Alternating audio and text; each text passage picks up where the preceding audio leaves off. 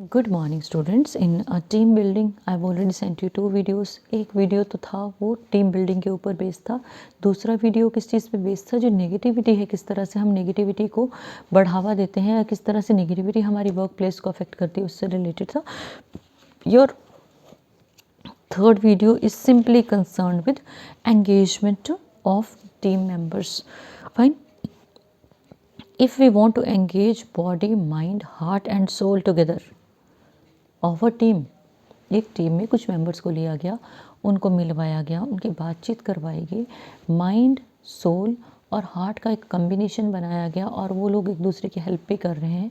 That is real encouragement which can be given to a team. उससे क्या होगा, हमारे जो टीम मेंबर्स होंगे they will be committed and dedicated individuals also. और इस तरह से हम बिजनेस वर्ल्ड में आगे बढ़ पाएंगे। Engage employees offer following advantages. जिन लोगों को हमने टीम में एंगेज किया गया है दे ऑफर फॉलोइंग, वो एडवांटेजेस क्या क्या हमें देते हैं? They are more motivated and they perform better.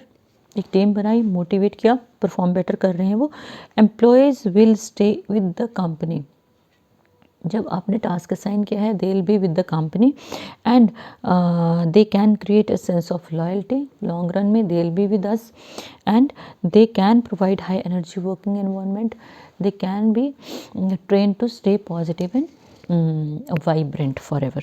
तो behavior और factors which contribute in growth and retarding engagement, जो growth अपवर्ड ले जाएंगे और डाउनवर्ड लाएंगे, वो क्या क्या हैं?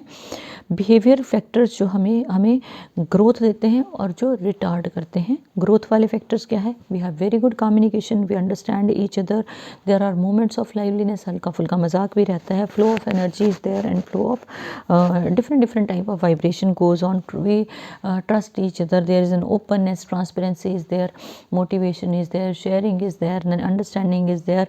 We are inspiring with personal examples, a feeling of empathy is there, emotional bonding is there, then emotional stability is there, and ethics and responsibility is there, organization, order, we appreciate each other and sincere appreciation is there, and we reciprocate as we respect each other. लेकिन अगर जो है वो retarding factors की तरफ हम जाएं तो वहाँ पे क्या है? Misunderstandings are there, miscommunication is there, mis interpretation is there, then reactive behaviour is there, assertive नहीं होगा, aggression is there, though we don't feel like listening to each other, we talk like fish market. If a meeting is going on, it seems as if a fish market is going on. We don't communicate healthy in a healthy way. Roughness rules everywhere. We become defensive, we become fussy, we become sturdy, we become very strict and rigid, and we don't prefer to be transparent. We don't want to share anything with our team members. We manipulate things, we explain things the way we want to explain them, we don't reveal the truth, and useless interference ever remains. Then selfish approaches are there, there is nothing like empathy. Unethical and irresponsible behavior goes on, we accuse each others, we indulge in backbiting, we indulge in gossiping, we indulge in cynicism and jealousy, and harassments are there, humiliations are there, insults are there, and we believe in throwing someone out. अगर इन negative चीज़ों के साथ चलना है तो एक growth of N organisation जो है वो we can't expect. How to boost our team spirit? We must encourage team identity. When our team is together, there is something which is our understanding, which makes us feel together each other, which binds each other. So without team identity काम नहीं हो पाता है. Team की identity कब होगी? जब transparency होगी और हम लोग जो है इकट्ठा काम करेंगे. Then we have to be very selective in recruiting different team members. Team members ऐसे नहीं ली जाते कि सडन आपने जो है वो किसी को उठा लिया. अगर उस तरह से आपने सडन टीम मेंबर्स को जो है वो सेलेक्ट किया है तो we need to train them, we need to condition them accordingly. So हमें उनके रिक्वायर्ड स्किल्स देखने पड़ते हैं, बिहेवियर देखना पड़ता है, उनका एटीट्यूड देखना पड़ता है. Then engage members need to be engage in activities according to their taste and preferences के अकॉर्डिंग उनको हम काम में एंगेज कर सकते हैं. If someone is fond of किसी को कंप्यूटर्स का काम आता है नहीं, उस पर उस प्रोजेक्ट को देके क्या फ़ायदा, उससे वो काम हम ले सकते हैं जहाँ उसको उस टीम में डाल सकते हैं जहाँ वो फिट होगा। Inspiring leadership which transforms the personalities of the employees as well as of the leader also. Promoting alignment and motivation is not through orders, but it is through messages, narratives, through communication. When we communicate with each other in a very positive and healthy way, then sense of contribution comes. When does it come? जब हम किसी को individual थोड़ी responsibility देते हैं ना, then they contribute, they feel like I've finished my task, मेरा जो टास्क है वो ख़त्म हो गया है, so I have given my contribution here. Communication is very very important. If we want communicate तो पॉजिटिव वाइब्रेशंस नहीं आएंगे, पॉजिटिव थाट्स नहीं आएंगे, हम जो है वो अपने आप को वेंटिलेट नहीं कर पाएंगे, हम अपनी फीलिंग्स को एक्सप्रेस नहीं कर पाएंगे, डाउट्स अंदर ही रहेंगे. So communication is the backbone. And empowering is very very important because it can be through educational experiences, through the fundamentals of brand culture. और इस तरह से अगर हम अपने एम्प्लॉयज़ को एम्पावर करेंगे, definitely we can rock the world. Team strategy कैसे बनाई जाती है? सबसे पहले we need to develop the element of trust.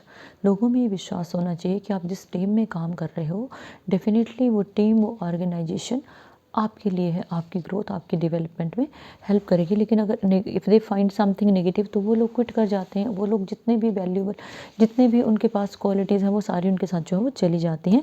सो सबसे पहले अगर हमें टीम बनानी है, एक टीम को रियल वे में डेवलप करना है, ग्रो करना है, तो हमें क्या करना होगा? Host A launch meeting. एक लॉन्च मीटिंग को करना है और जो लोग उस मीटिंग में आएंगे वो टीम से एसोसिएटेड होंगे. We have to be very clear. और other members who want to participate, उनकी पार्टिसिपेशन अलग रहेगी, लेकिन टीम की पार्टिसिपेशन अबव ऑल जाती है. And we must discuss the importance of team. What is our team work, कैसे करना है, क्यों करना है, कब करना है, each and everything we need to discuss. Then we must discuss about goal, time table and budget, कि कब तक करना है, कैसे करना है, बजट क्या है. Role of each member remains very very important. छोटा सा एग्जाम्पल आपको देती हूँ. आपने घरों में देखा ना, your parents are there, siblings are there, every one plays his role और हर रोल. छोटे छोटे काम में हम करते रहते हैं तो our mothers are not over burden. लेकिन जहाँ हम सारा काम छोड़ देते हैं, मदर्स से become over burden. Very simple. As a team काम करोगे, काम बंट जाएगा. मान लो 100 किलो का लोड है, हमने उसको उठाना है, तो one member won't be able to lift it, उसको पिक नहीं कर पाएगा. लेकिन अगर 20 लोग 5-5 किलो लेके जाएंगे ना, तो बर्डन बंट भी गया, पता भी नहीं चला, और काम भी हो गया. So this is what we call team work. And we need to use this launch meeting as an opportunity to get familiar with the people.